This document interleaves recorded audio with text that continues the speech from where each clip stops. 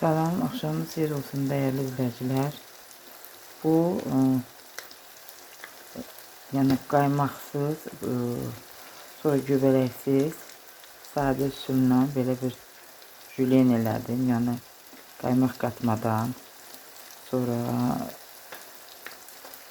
göbələk qatmadan, sadə yəni biraz şey olmadan, yani bunu belə də yemək olar. Nəyinsə də yanında qarnir kimi də yemək olar. Neyse bunu belə pişirdim, amma soğanı elə bir qovurmuşam, əti qaynadıb parçalamışam, xırdalamışam, tökmüşəm. Sonra qovurulandan sonra da pendirimizdir, bir də zirniş qoymuşam ki, göbələk yoxdur, qaymaq yoxdur, biraz dadı qeyri-adi olsun, turşməzi olsun. Bugünkü jülyenimizdir bu, sadə üsulla yəni. Hazırlayan herkese dönmüş olsun.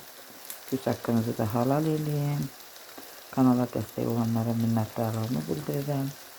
Yeniden görüşmək ümidiyle. Sağ olun, sağlıkla kalın.